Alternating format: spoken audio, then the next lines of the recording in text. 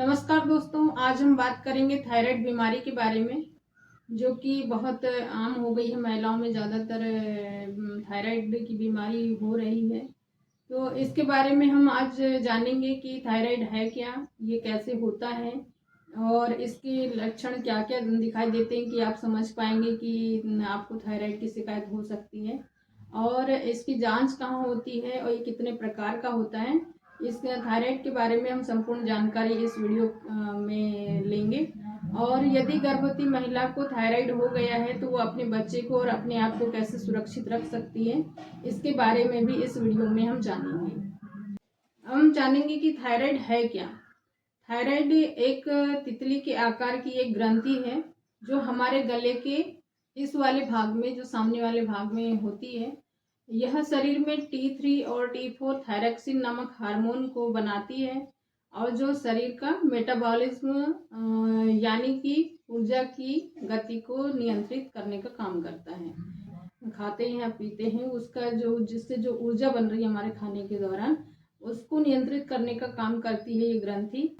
Thyroid ग्रंथि जो thyroxine hormone release करती है। यह थायरॉक्सिन हार्मोन यदि कम या ज़्यादा बनता है तो हमारे शरीर के काफ़ी अंग प्रभावित होते हैं और हमारे जो शरीर की जो प्रतिक्रियाएं हैं काफ़ी प्रभावित होती है।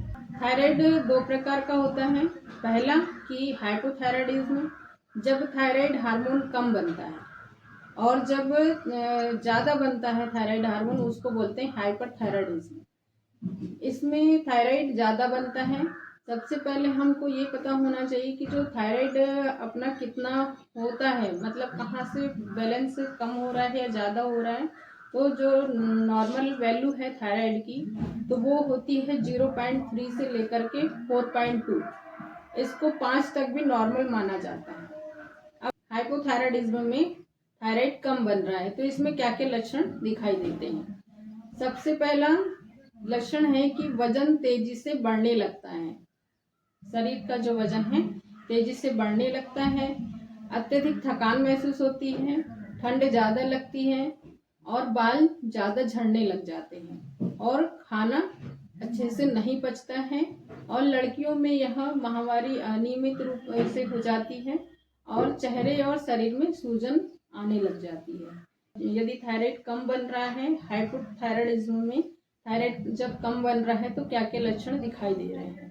और जब थायराइड अधिक बनने लग जाता है हाइपरथायराइडिज्म में, थायराइड अधिक बनने लग जा रहा है, तब क्या क्या लक्षण दिखाई देते हैं शरीर में।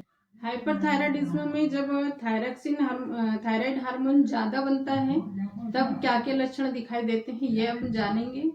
सबसे पहला लक्षण कि उसमें हाइपोथायराइडिज्म में क्या हो रहा था, जब हमारा थायराइड कम बन रहा था तब वजन तेजी से बढ़ रहा था।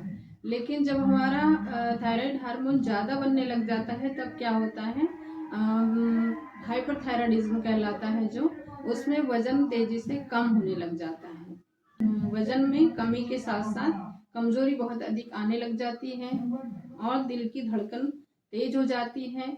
हाथ और पैर कांपने लग जाते हैं, ज़्यादा पसीना आता है, और थायराइड हार्मोन के ज़्यादा बनने के कारण से नींद भी अच्छे से नहीं लगती है।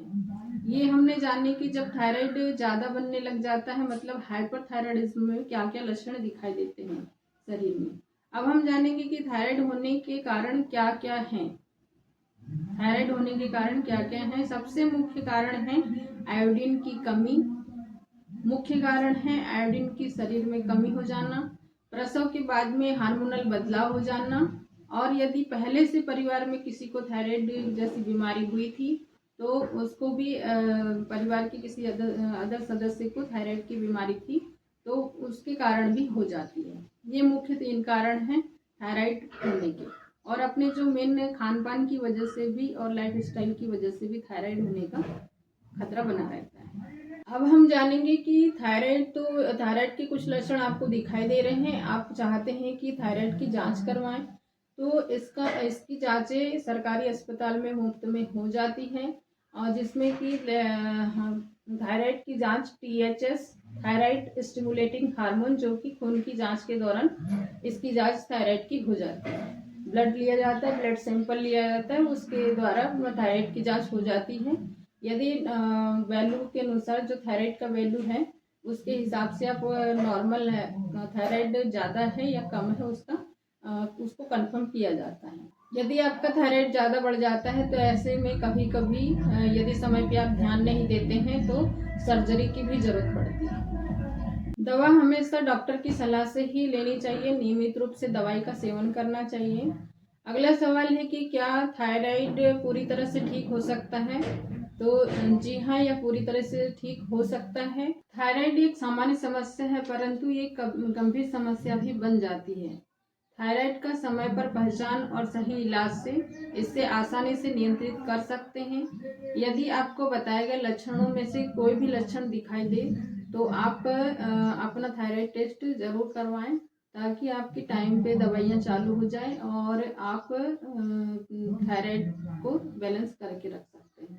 यदि गर्भवती महिला को थायराइड है तो उसे अपना थायराइड टेस्ट करवाना चाहिए और डॉक्टर की निगरानी में डॉक्टर की सलाह के अनुसार थायराइड की दवाई लेनी चाहिए। उसे स्वयं अपने मन से थायराइड की दवा न लेनी चाहिए, न छोड़ना चाहिए। डॉक्टर के सलाह के अनुसार जब डॉक्टर कहते हैं कि आपको अब दवाई लेनी बंद कर देनी चाहिए फिर चालू करनी है थायराइड की दवाई लेना, तभी गर्भवती महिला को ये दवाइयों का सेवन करना चाहिए। और यदि डॉक्टर कहते हैं कि आपको नियमित रूप से दवाई लेनी है तो डॉक्टर की सलाह के अनुसार ही गर्भवती महिला को दवाई नियमित रूप से लेनी चाहिए। अब हम जानेंगे कि जो गर्भवती महिला है यदि थायराइड उसको है और वह नियमित रूप से अपना दवाई नहीं ले पा रही है तो गर्भवती महिला को क्या क्या समस्या हो सकती है। सबसे पहला कि उसे गर्भपात हो सकता है, समय से पहले डिलीवरी हो सकती है, बच्चे का वजन कम हो सकता है और जो यदि वो दवाई नहीं लेती है, अपना ट्रीटमेंट चालू नहीं करवाती है तो जो बच्चे का मानसिक विकास, दिमागी विकास कम विकसित हो सकता है। यदि गर्भवती महिला को थायराइड की शिकायत है तो उसे क्या खाना चाहिए, क्या नहीं खाना चाहिए। गर्भवती महिला को यदि थायराइड की शिकायत है तो उसे पर्याप्त रूप से आयोडीन युक्त नमक भोजन में शामिल करना चाहिए। दूध, दही, अंडा ये खाने में उपयोग करना चाहिए। हरी सब्जी का सेवन करना चाहिए। प्रोटीन युक्त भोजन करना चाहिए और यदि इसी से क्या है बच्चा और महिला दोनों सुरक्षित रह सकते हैं।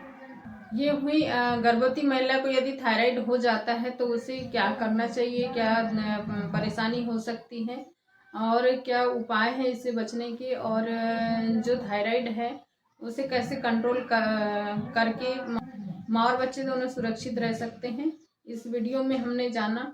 और एक महिला को यदि थायराइड है तो उसे क्या खाना चाहिए, क्या इसके बारे में हमने जाना। अब हम जानेंगे कि यदि गर्भवती महिला को थायराइड है तो उसे क्या क्या नहीं खाना चाहिए। तो यदि महिला को थायराइड है तो उसे मसालेदार वाली चीज़ें नहीं खाना है और उसे जैसे बाहर का खाना नहीं खाना चाहिए, मैदा से बनी हुई चीज़ें नहीं खाना चाहिए और ज़्यादा ठंडा कोल्ड ड्रिंक्स वगैरह नहीं लेना चाहिए।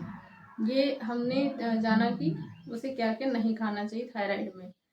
अब हम जानेंगे कि यदि थायराइड गर्भवती महिला को हो गया है तो वो यदि उसे ये नहीं जानकारी है कि वो कहाँ जाके जांच करवाए और कैसे करवाए, तो ये इसके बारे में हम बताएंगे। आप यदि शहर में रहती हैं या फिर गांव में रहती हैं तो उप स्वास्थ्य केंद्र अब आसपास में अस्पतालें बनी हुई हैं। आपके ग्राम में आशा कार्यकर्ता है, आपकी एनएम बहन जी हैं, उनसे आप सलाह ले सकती हैं। वो आपको रेफरल पर्ची के दौरान जिला अस्पताल तक जहाँ पे थायराइड का जांच होगा वहाँ तक हमारी आशा बहन जी आपको रेफरल पर्ची के दौरान लेकर के जाएंगी। वहाँ पर आपका ब्लड टेस्ट करवाया जाएगा और उसके दौरान आपका थायराइड यदि बढ़ा हुआ है या कम है तो डॉक्टर की सलाह के अनुसार आपकी दवाइयाँ चालू होगी, जिससे कि आपको और आपके बच्चे को स्वस्थ रखने के लिए जो भी डॉक्टर सलाह देंगे वो आपको करनी पड़ेंगे। और यदि दवाइयाँ आपकी चालू हो जाती हैं तो आपको नियमित रूप से खानी पड़ेगी।